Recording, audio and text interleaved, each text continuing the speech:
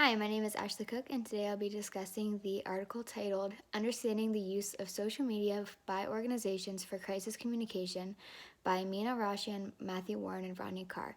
So there's 4 main points to this, which is informing, 6 strategies to communicate, how stakeholders communicate, and the crisis communication matrix, which we'll talk about a little bit later. They did start with a lit review, which was broken into 3 parts, which I thought was really helpful. It really helped to categorize where they found their research for each specific part, which I thought was really good. They had a lot of resources, which I didn't check them all, but they seemed to be pretty reputable and scholarly sources, so that was good.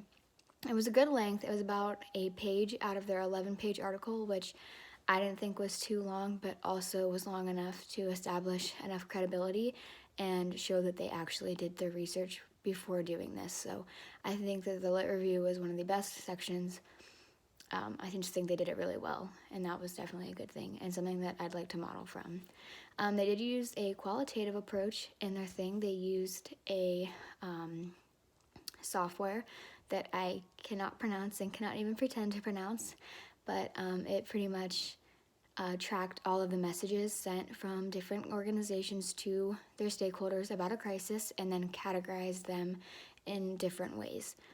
And then they did an observation approach as well, because they didn't survey anybody and they didn't set out an experiment. They just kind of observed what was already happening in the world. So first they made a table of the organizations, the type and the description of the crisis, and the number of messages sent, and that's how they started to categorize them. And then after that, they looked into the types of messages that they were sending, the organizations were sending to their stakeholders, and they categorized those into 6 different groups and then made those strategies people use to communicate and kind of started to sort the companies into those 6 categories. They looked at 17 different organizations and 1 crisis from each organization. And then after that, they realized that the stakeholders would also use social media to ask questions, provide feedback, give suggestions, and in some cases they tried to be funny, which didn't really help the situation at all. It just kind of gave a little bit of comedic relief, which I guess in a situation like that might work, might not, but overall, the stakeholders were really active in some cases and really proactive about it, and the organization could really clarify the situation, what was really happening. So the use of social media for crisis management isn't just to the public anymore and saying, oh, here's what went wrong, we were hacked, this happened.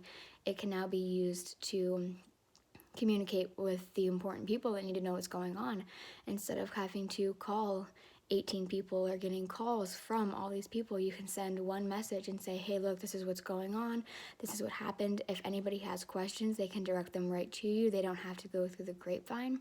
So it's a really good thing. And the last thing was the crisis communication matrix, and it was organized by how involved the organization is with their crisis management and has 6 cells. It goes from cell 1 to cell 6. The cell 1 is just like one status update, not really too involved, and it goes all the way down to cell 6, where they post several updates and they answer all the questions, and they are really, really involved in just making sure that everything's good. So I think most organizations should try to be at cell 6, because I think that that's a really good thing to be at with a crisis, is just to keep everybody informed so everybody knows what's going on. I think that that's really important. Overall, I think this article was really, really good. The only complaint I really had was that the abstract was really confusing at first. I didn't really know what this article was going to be about at all, and then it ended up being completely different from what I thought it was going to be. So I would have just liked a little bit of clarification in the abstract, but overall, I think the article was written really well. I think they sectioned it off really well, and it's definitely something that I would recommend to another student to read again.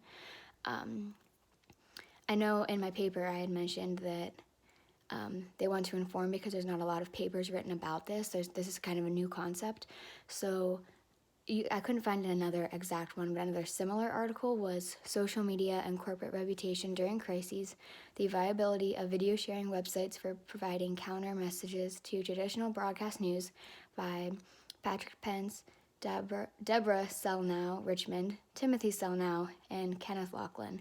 And I think that would just help give more information on a similar subject without reading the same article again. And that's all I have. Thank you.